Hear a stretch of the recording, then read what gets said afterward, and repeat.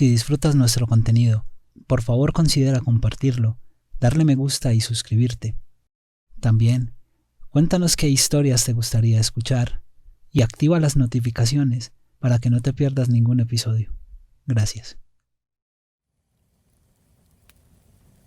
Fin del mundo, por Henry Kuttner. Kenneth Blake se removía dentro de una prenda de cuero negro. Levantó la mirada cuando el viejo Norwood entró al laboratorio. A su rostro demacrado lo definían varias líneas rugosas. Así estaba desde que Blake anunció que el experimento se llevaría a cabo ese día. De todos modos, era curioso que Norwood, apenas un espectador del suceso, estuviera tan preocupado. Blake, por el contrario, estaba ansioso por utilizar la máquina y verificar las teorías que lo habían obsesionado durante 7 años. Blake sonrió mientras se acomodaba el cabello. «No seas tan negativo, Jeb», dijo, mientras levantaba las cejas en fingido asombro. «Santo cielo, ¿otra arma? No me enfrentaré a un ejército, ¿sabes?» Norwood encogió sus estrechos hombros. «Es mejor estar preparado», dijo. Luego puso a un lado el revólver y se acercó para ayudar a Blake, quien seguía luchando con su traje y buscando los seguros de su casco. Impaciente, Norwood apartó las manos de Blake y fijó hábilmente el casco en su sitio. Blake presionó un botón de su traje y su voz sonó hueca y metálica. «¿Me oyes, Jeb?» «Perfectamente. El comunicador funciona. Prueba la temperatura interna». Blake presionó otro botón y lo regresó a su posición inicial. Su rostro, a través del cristal, se llenó de gotas de sudor. «Está muy cálido». «Mejor así, quizás lo necesites, Ken. No podemos saber qué encontrarás allá, si es que la máquina funciona». «Por supuesto que funcionará». La voz de Blake vibraba con incertidumbre. En ese momento, Norwood experimentó el mismo miedo que lo había perseguido durante años. Blake se volteó para esconder su rostro de la mirada penetrante de Norwood. Si la cosa fallara. Pero no podía fallar. Todos los experimentos fueron exitosos, incluso el último. Sin embargo, el verdadero éxito dependía de esta prueba final. De repente, Blake se mostró impaciente. Atravesó el laboratorio con su grotesco traje hasta que llegó a la máquina. La máquina estaba compuesta por una plataforma elevada de metal de aproximadamente unos 8 pies cuadrados, con un refuerzo a la altura de los hombros que corría de lado a lado. Del centro de la plataforma sobresalía un grueso pilar lleno de botones, indicadores y diales. Una palanca se asomaba por una ranura en la parte superior de la columna. Al verla, los ojos de Blake soñaban. Norwood, al principio, fue tan entusiasta como su compañero, pero últimamente se había vuelto taciturno, temeroso. Era como si le tuviese miedo a la máquina que él y su hábil compañero habían diseñado. A veces, Blake descubría a Norwood observando la máquina con terror en la mirada, mientras que él mismo solo sentía una increíble euforia por embarcarse en la aventura más grande de todas, viajar en el tiempo. Blake se mantuvo de pie en el centro de la plataforma. A sus pies había una gran cantidad de objetos que Norwood consideraba que podría necesitar. Libros, termómetros, abrigo, alimentos enlatados, agua y armas. Muchas armas, revólveres, rifles e incluso una ametralladora. Norwood no parecía advertir que la máquina era la mejor arma ante cualquier peligro. A la mínima señal de problema, Blake podría poner una docena de años entre él y sus posibles enemigos. ¿Listo, Jeb?, preguntó Blake. «Listo». Sin embargo, Blake no accionó la palanca. Volteó la cabeza para mirar el rostro de su compañero. «Piénsalo, Jeb», dijo con tranquilidad. «Solo con mover esta palanca iré tras la aventura más grande que ningún hombre emprendió jamás. Seré proyectado a otra dimensión mientras los años y siglos pasan sobre mí, y regresaré nuevamente a este plano tridimensional, pero en otro tiempo. Es como si pudiera librarme de la gravedad y dejar que la tierra girara debajo de mí.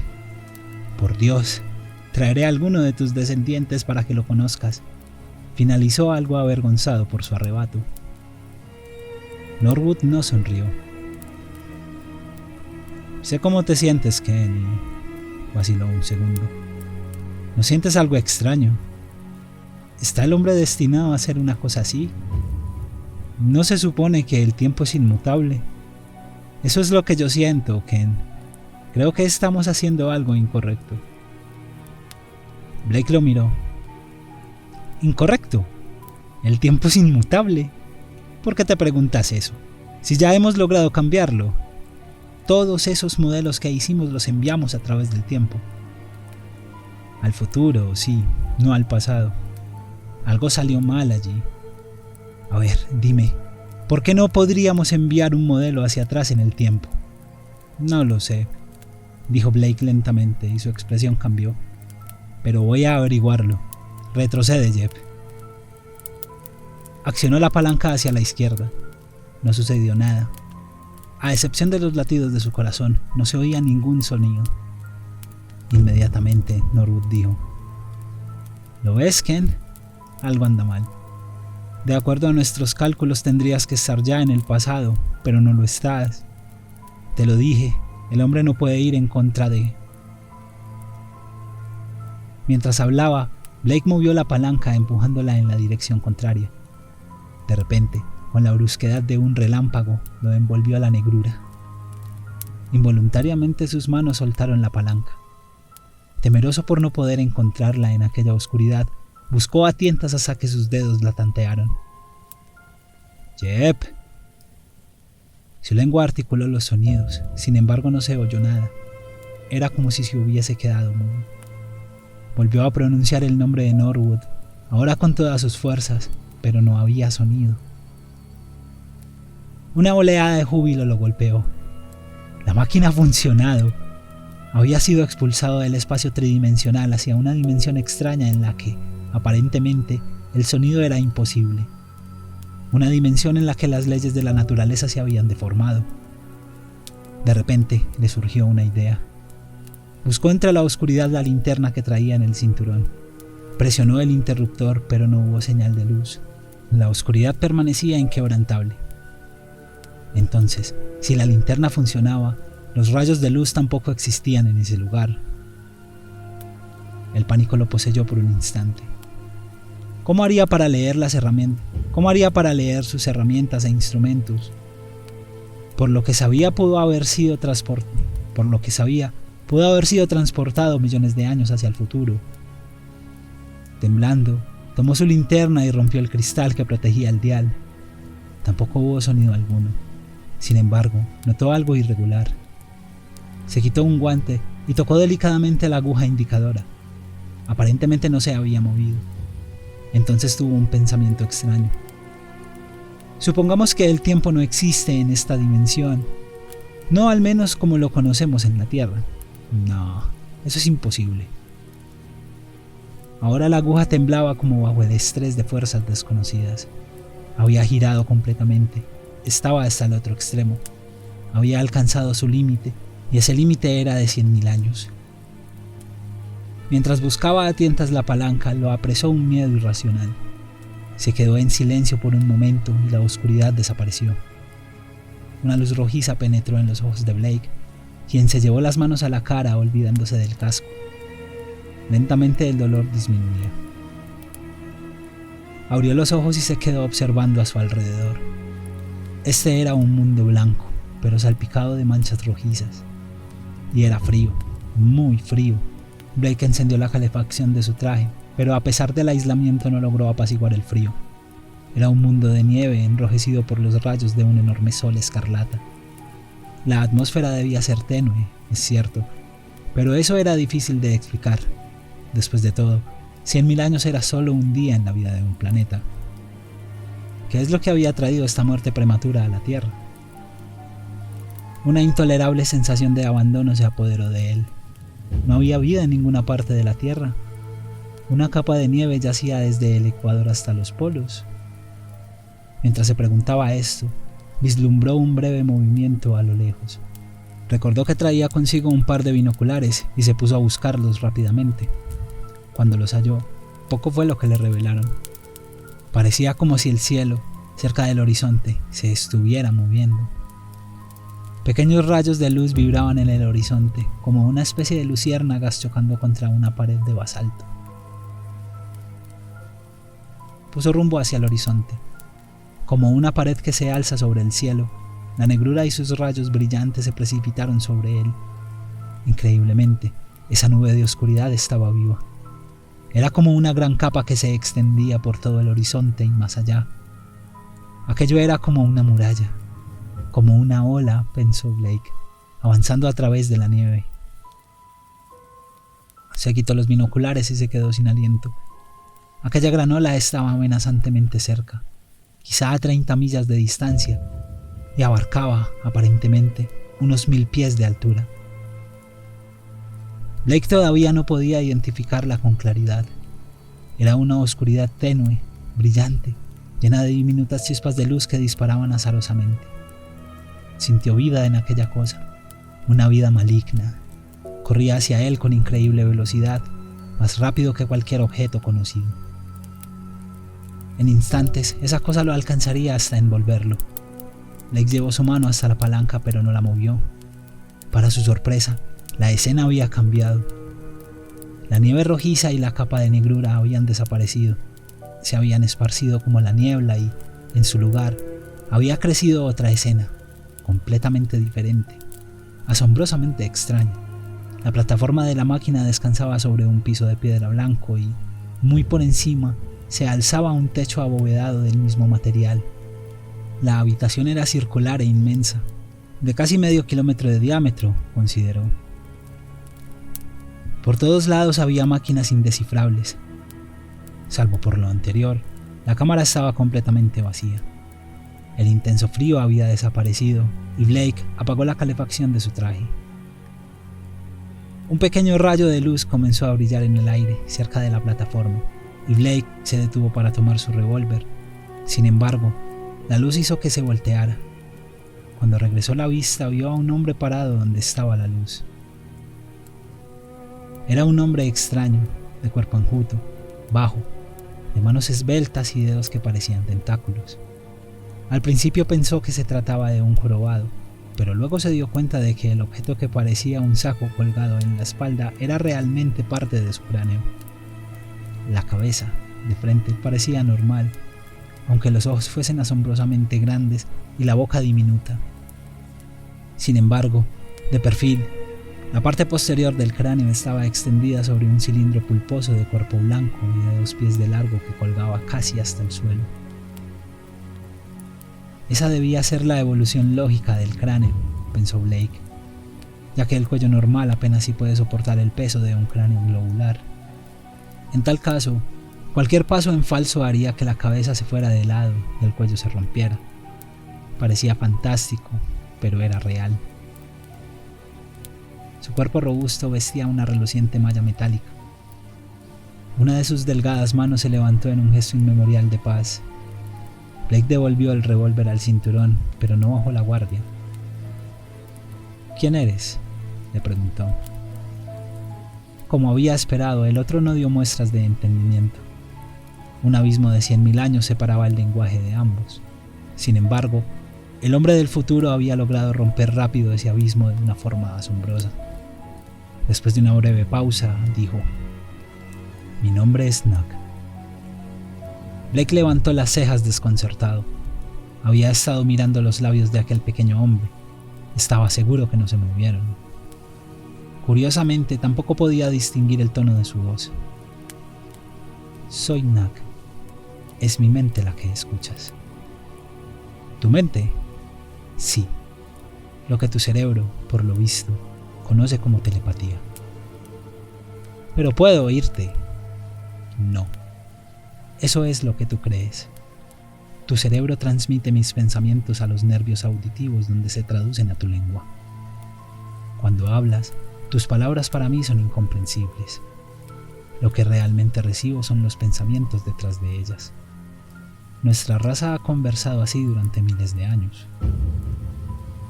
«¿Entonces eres un ser humano?» «Sí. Estás desconcertado. Tu mente está confundida. Puedo ver que has viajado a través del tiempo». Hubo una vibración en su rostro. «Desde el pasado. Creí que nunca se había construido una máquina del tiempo exitosa. Esta es la primera, dijo Blake, pero supongo que eso fue hace mucho tiempo desde tu perspectiva. ¿La fecha? Blake se la dijo. El otro movió la cabeza en un gesto de desconcierto. En toda la historia no hay registro de tal suceso, ni siquiera cuando la oscuridad trajo consigo el renacimiento de la ciencia. ¿La oscuridad? Blake recordó abruptamente la ráfaga de negrura que había visto apenas hace unos instantes. Entonces, ¿cómo es que yo llegué aquí? ¿Cómo es que tú...? Yo te traje aquí por medio de un proceso que no creo que puedas comprender. Se trata de deformar el espacio, de doblarlo. Por un momento, el séptimo círculo, que era donde estabas, y esta habitación se estaban tocando a través del hiperespacio, todo a consecuencia de una antigua transmisión de la materia. El pequeño hombre del futuro, Nag, estuvo mirando la máquina con curiosidad. Inmediatamente se adelantó hasta ponerse al frente de Blake, quien dio un paso atrás. No hubo daño, dijo la extraña voz. Tu llegada ha traído esperanza a este mundo en el que yo soy uno de los 12 sobrevivientes. Veo que todo esto es muy difícil para ti. No lo puedes comprender. Te lo mostraré. Hizo un gesto y Blake miró una enorme máquina que se encontraba a unos 40 pies de distancia. Era metálica y poseía unas luces que brillaban suavemente. Inmediatamente después, una luz cegadora dio paso a una pantalla ovalada, de radiante fulgor y de unos 20 pies de altura. Unas sombras se arrastraron a través de ella y luego se hicieron más claras hasta convertirse en imágenes. Una ciudad resplandeció vista desde el aire, Nueva York, en el año en el que Blake viajó. Sin embargo, notó incongruencias extrañas. Un avión volando hacia atrás. Además, era una máquina torpe de la preguerra. También había un barco en el puerto, pero era un velero bastante viejo. Los edificios no tenían ventanas. Es una reconstrucción, dijo Nag. Las historias no son siempre precisas, especialmente cuando tratas con tiempos tan remotos. Observa.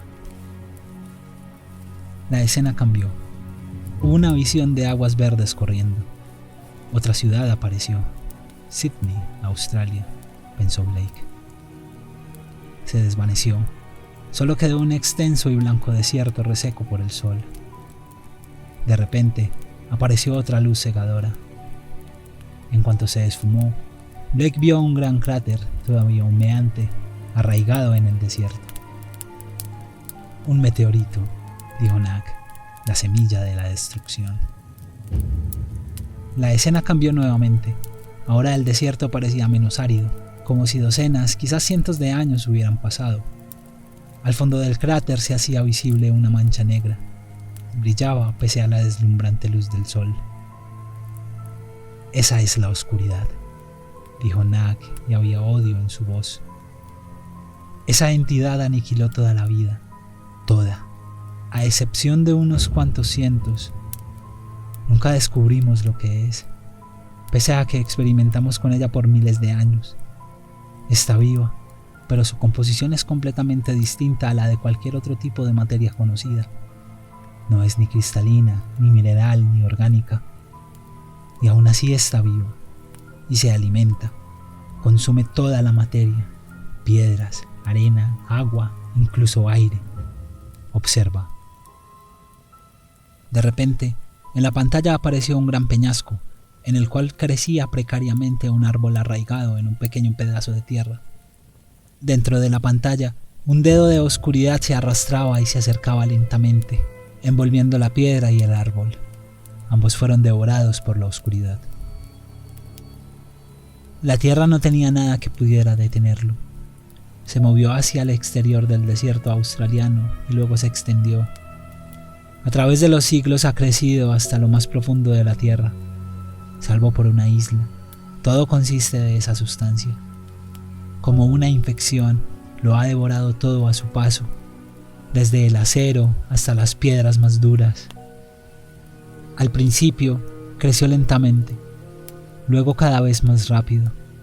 Quizá fue hace 40.000 años que el hombre se dio cuenta de que era una amenaza. Para entonces había cubierto solo 80 millas. Su tasa de crecimiento aumentó exponencialmente y no hubo nada que pudiera detenerla. Aquí en esta isla se reúnen los últimos restos de la humanidad. En un círculo sobre esta ciudad central están los puestos de avance. Este es uno de ellos, uno de los varios grupos de torres dispersos en el borde de la isla, instalados para combatir la oscuridad. ¿Ustedes la combaten?, preguntó Blake. El otro asintió. Sí. Quizás ahora ya sea muy tarde, pero descubrimos cómo destruirla, rompiendo los átomos que la componen. Por cientos de años hemos estado perdiendo terreno. Pronto la oscuridad avanzará sin control y el hombre desaparecerá para siempre. Te he dicho todo esto porque está en tu poder salvar a la humanidad. Nak continuó, su voz era tensa, para que puedas moverte en el tiempo y que...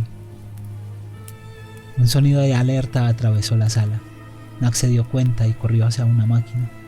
Sus dedos delgados temblaron sobre la consola. Mira.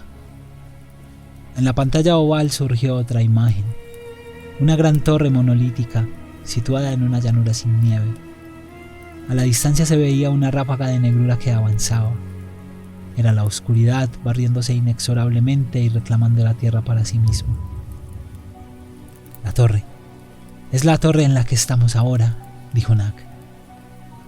Desde la cima de la torre se disparó un rayo de luz pálida. La mancha se arrastró hacia abajo, batiendo la ráfaga de oscuridad. Brillaron pequeñas chispas. Inmediatamente, la ola desaparecióse con el viento. En su lugar quedó un profundo barranco de donde emanaban vapores ardientes. Regresará, dijo Nak. Siempre lo hace. Eventualmente nuestra energía se agotará y entonces... No terminó la frase. Tocó algo en la consola y la imagen desapareció. ¿Lo entiendes? Te he mostrado la oscuridad porque tú puedes ayudarnos. ¿Cómo?, dijo Blake con voz quebrada. Dios, si pudiera lo haría, pero nuestra ciencia no está a la altura. Te puedes mover a través del tiempo. Si hubiéramos conocido el secreto de la destrucción del rayo cuando llegó la oscuridad, cuando el meteorito golpeó a Australia, podríamos destruir la semilla antes de que se esparciera y lo infectara todo. Y yo puedo regresar en el tiempo, lo interrumpió Blake. Eso es a lo que te refieres, ¿verdad? Puedo llevarte de vuelta al día en el que cayó el meteorito para que lo destruyas, pero ¿podré transportar el rayo? Nak sacó un reluciente cilindro de metal de su traje. Este proyector contiene suficiente energía. El meteorito era pequeño cuando llegó. Entonces, ¿me llevarás? Por supuesto. Trae lo que necesites y vamos. Nak sonrió. No necesito nada, salvo este proyector, dijo mientras se acercaba a la plataforma. Trepó torpemente por la barandilla. Blake vaciló un poco cuando su mano se colocó sobre la palanca. Nak lo miró con ojos inquisitivos. ¿Todo en orden? Blake había recordado la inmersión dentro de la otra dimensión en la que las leyes de la física estaban extrañamente alteradas o simplemente suspendidas.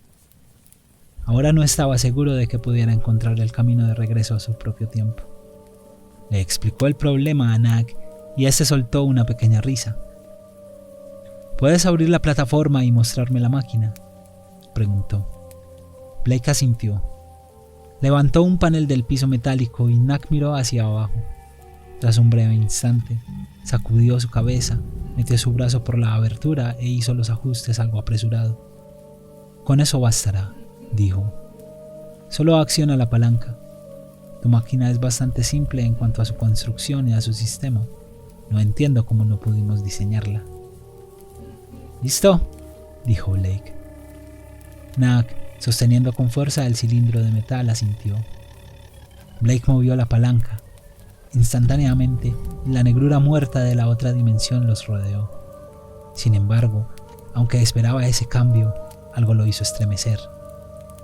«Nak», llamó. «¿Puedes escucharme?». No hubo ruido. Blake extendió su mano buscando a tientas en la oscuridad, pero no pudo encontrarlo. Sintió que la palanca se movía bajo su mano, regresando a su posición natural. Una luz lo cegó.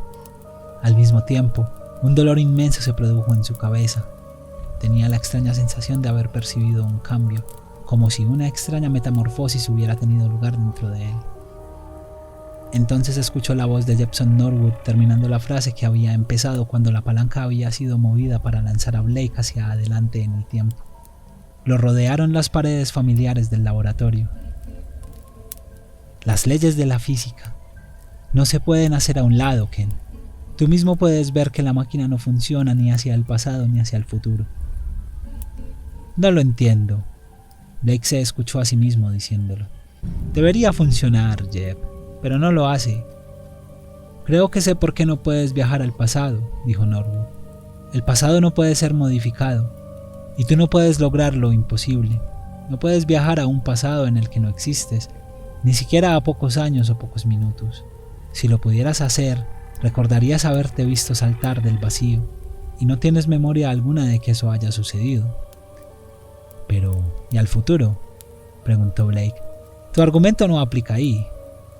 Norwood sacudió la cabeza. No lo sé. El universo tiene sus reglas, Ken, y no pueden romperse tan fácilmente. La ley de la compensación, susurró Blake, y luego miró a Norwood.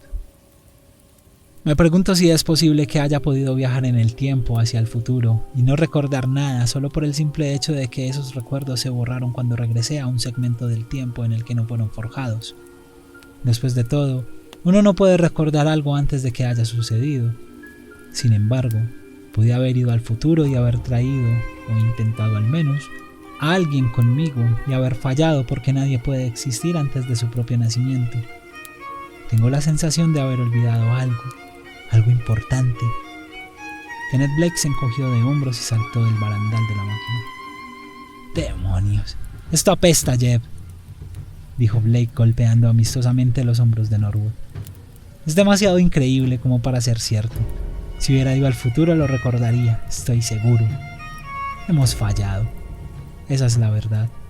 Nuestras teorías eran correctas, pero no funcionaron. Quizás no haya tal cosa como los viajes en el tiempo después de todo.